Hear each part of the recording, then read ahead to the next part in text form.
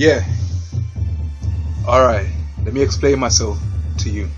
I don't do tune like other artists do. Don't feel like what other man them should. Don't chat shit like drunk man I'm full of. Make my tune to analyze their truth. Perpetrators antagonizes me with a taker. Another man who sees separate us. They bring us defeat the creator when he comes with win. You understand? So this is how I'm dropping this. I got my first perpetrator coming on my channel. The first thing, straight off the bat, he tells me you're nuts and you're looking for attention, get help. I'm thinking, hallelujah, it's like a dream. I never thought I would see someone like this. Yeah, because to validate what I say and for people to understand that I'm not nuts, all I got to do is produce evidence, and there we are. A target handler. So when we say as targeted individuals that there's people like that about, and you look at us and you say the same thing, and there's a man that comes on my channel and says he's the same thing. So then I asked him, does that mean that you handle us? We talk about handlers. Is this a professional handler? Is that what this means? Then the man says to me, the name is mocking you morons, but you're too stupid to understand. So what I can dissect from this is 2 comments, 2 points I'm gonna get from this. First of all, you come in here like you're prospecting in this shit. Yeah, you're nuts, you're looking for attention, get help. Ha ha ha, like everybody's supposed to be nodding with you and agreeing with you. Sorry my friend, you come to the wrong crowd. Everybody on this channel and the subscribers, most of them anyway, we're all nuts. But we don't like you using derogatory terms to describe us. So mind your words. So you're not gonna get no sympathy, people nodding with you with your NLP. Yeah, I'm gonna take some of the flock with me. Every part of my flock is nuts, so am I, and I told you that.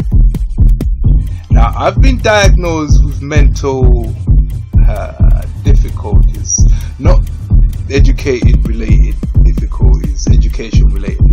We're talking about mental difficulties. These are difficulties with coping with certain, let's say, anomalies that we have in life, like the apparition experience and that. And in my last video, the one he's talking about, it was dealing with the subject of, well, astral projections that we have, things that we don't intend to do, but they happen anyway. And I was thinking, if there's other people going through this, I know what the psychiatrist said. You're delusional. Look, you're having astral projections. That shit there don't exist. But you can read about it, do your research. There's people who astral project for a living. Then he'll say to you, you've been having apparitions. You know those things ain't real. So I said to people who are going through that when you hear that, just make sure you understand. I don't know if there's a gap between what science has advanced to and where psychiatry is at, but for them to say that the apparition experience is not a fact, well, it depends on what you mean is a fact. So if you look at what I said in that video that he's talking about, now there's gonna be times where your consciousness experiences things which are abnormal, things which are different from the norm, different from the same. That was gonna be a tight ride. Yeah. So I told you before, I'm a scientist, but I'm an artistic kind. I deliver my words for the whole layman and that to hear, if you look at the bell curve. Yeah, so that's why I'm talking like this. But if you was to investigate, do a little background research and things like what is the nature of consciousness, you will also find that there's a new theory in town that talks about how consciousness creates reality, and that is suggesting that we're all creators, like Jesus Christ said one time. When he said to you, you cannot do what I can do, and when you pray to the our Father in heaven. Well, he said, Peter, go and walk on water. You cannot do it, just believe in me. This is intrinsic to us and that. So he was trying to kind of carry on like he wants to discredit that, and I'm like, wow. So then I asked him to explain himself, and he says he's mocking us. So I said, alright, he's one of those. Yeah. Now I went on to explain to him that I've been to psychiatrists and that, and they couldn't really handle my mind. They knew that I was an articulate man that had been in education and known about what's behind the scenes, and those of us who make the things you enjoy in life, the technologist, I was part of that. I don't like talking about my scientific life, but you can see even the way I rhyme. I don't rhyme like people on the street. The way I rhyme is neat, and it's brand new. This is a freestyle, and that it's a freestyle, not freestyle. And sometimes I freeze, but that's part of the style. It's premeditated, never freestyle. As in, there's no premeditation, there's no notes. I can't even close my eyes and do it. Yeah, so this is something innovative that I've invented, but most of my views are scientific. Yeah, so I'm asking him, I'm probing him, asking, well, is it something that I've done to you? Are you handling someone that I've woken up? Yeah. So because when you're a handler, you want to discredit the one that influences the person whose mind you're viewing, and that. So I was asking, probing, thinking, are you going into someone's mind and you're seeing me inside? Because if it's me that's influencing him or her, then that's a good thing, because I don't want no followers. I'm not trying to take them from you, and I'm just somebody who's delivering the Almighty God message, and that. So I have a church, but there's no followers in it. There's no followers in my church. I don't really want to gather people up and start a rebellion and change the world, and that. I'm just a man who's going to deliver my message, and what I pointed out to my psychiatrist is something that I'm sure he understands, because my mind, yeah, and every TI's mind is different from the no and that, because when I pointed out what I pointed out to the psychiatrist, he couldn't deny. It's something that they take for granted, and that they can't see into our minds, but some of them forget and they think it doesn't actually happen. But when I can prove to you that you can see that, and you realize that, yeah, I can, yeah, so how can we be nuts if we're saying there's people who view our minds? Yeah, so, and you understand now that you can view our minds. So for you to say we're nuts, that's nuts. So anyway, and it says there's no handlers, but so I'm thinking, okay, maybe he's not one of those. Yeah, so what could be bugging this guy? If you're in the wrong crowd, you excuse yourself, cough once and leave. You don't just hang about and that. So I'm thinking, well, should I open him up? And I said, no, you have to be kind, because what we know can be very terrifying, man. You know, what we go through is very terrifying, and we don't need to be mocked by people like that. So I won't put you through this. I wouldn't want any other human being to go through what I've been through, and I'm sure every TI feels the same way. Yeah, but we're the ones who are in the know. We're the ones who know that we get tranquilized into believing the world is fine, but it's not. I'm not talking about the usual kind of things that we find on the news and fight. We're talking about fights that involve real shit, armies and politics and lifestyle. I don't talk about that shit. I'm talking about real shit that involves reality and creation and how consciousness fits into that. So real bullshit that overrides that, because when you close your eye, everything that you worry about ceases to have meaning. When you close your eyes for the last time, what you knew of earth is obsolete. So the most important thing in life is you yourself, not what you view and what you like, because without you, what you view and like is meaningless to you, because you're not there to enjoy it. You must always put yourself first and your mind. Ignore all other things in life and look after yourself. So I'm reasoning with a guy, and I tried to let him know. So I educated him, said do some research before you open your mouth and all that comes up. Yeah. I sounded presumptuous, not because I thought I knew too much, because I thought you knew too much, but sorry about that. Yeah, I forgot to tell you you need to do some background research, but I'm doing that now, so please go and read about that.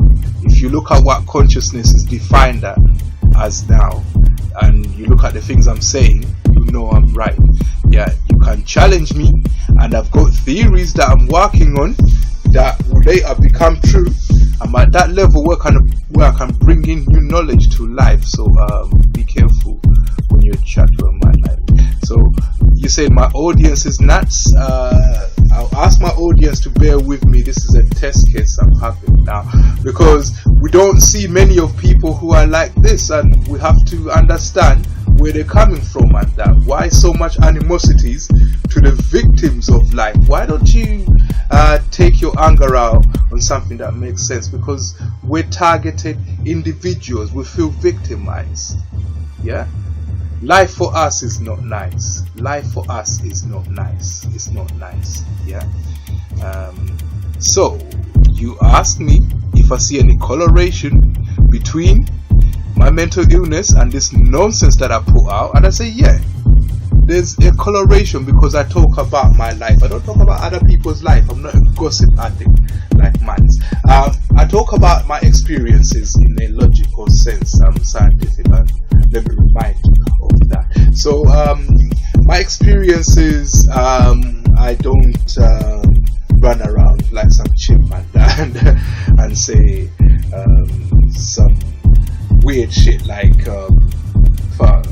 this operation experience didn't make sense to me and I'm really scared. No, I look at the data that I received, the information, and I analyze that, and I come up with solutions like that. So I talked to you about taking antidepressants that are blue. Yeah, a play on words with the film Matrix, because back in the day all the antidepressants were blue. We never noticed that until somebody woke up and tried and said, what? Why is it that all these tablets are blue? So it was just a play on words and from a different time like that. So we took the red pill because the blue pill didn't work for me. Yeah. So once you know what you know, you can't unknow it. You just have to learn to cope and not act out like some kind of freak show. Yeah, just learn to cope. Yeah. So that's my new theory that I talked to you about. Yeah, probability theory explains it to you. Like if you deal cards and you expect the probability to tell you that it's gonna be 50% red and 50% black. Yeah, and you do 10 cards and you go 8 reds and 2 blacks. This is still alright, because if you do your cards for an infinite amount of time, it will turn out that 50% of them were blue and 50% of them were red and that. So if you get into an experience where life is blue, then enjoy that life. And sometimes it's red. Sometimes that's how it goes. It goes like that. Yeah. So I'm trying to be pragmatic with people, and I'm gonna study you because I'm very excited to meet someone like you. I swear, I've never met anything like you in my life. I mean, and you're openly admitting to it. There's so much to ask you, like, you know, can you see into people's minds? Yeah. And actually, I can't ask you. You're a bit like how my psychiatrist was. You're saying the same things that prove that we're not nuts, and you're calling us nuts. So I can't actually ask you. I just have to show you what you've taken for granted that you can do, so that you can realize that that's what we're talking about. Yeah, so hold on. Yeah, so life for us is like a Matrix movie, and yeah. And you told me that I was diagnosed as mentally ill. I was diagnosed with a mental condition, and I don't hide it from people. So you're right, I was, but I'm not the dangerous kind. If I was right now, I'd be biting off my arm, and I'm not that one there. I'm more of a, like the film, A Beautiful Mind, and well, you won't find any like-minded people, like I told you, man. Yeah, so you was cussing the people who made the Matrix. That Matrix, maybe they went through mental illness. They were older people, so they must have lived at that time when all the antidepressants were blue, and so maybe they were playing on the same vibe. You have to do some more research, man. Things is not as blue as you think in life. But even if that did happen to you, my friend, if you woke up one time and you found yourself astral projecting, then, well, remember my words. Remember, if you read quantum mechanics and probability theory, yeah, that's possible. It's gonna happen once or twice in your life, but I don't draw conclusions about what could be causing that, and I don't practice it like I told you, but I just try to advise people so that they don't get scared and they can cope with it in their life.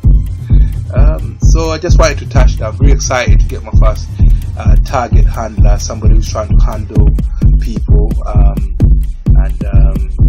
I'm glad I got this. I'm glad he gave me this opportunity to analyze what he's saying, and just to see things from what the people on the blue pill see, and then try to see what we can agree on and agree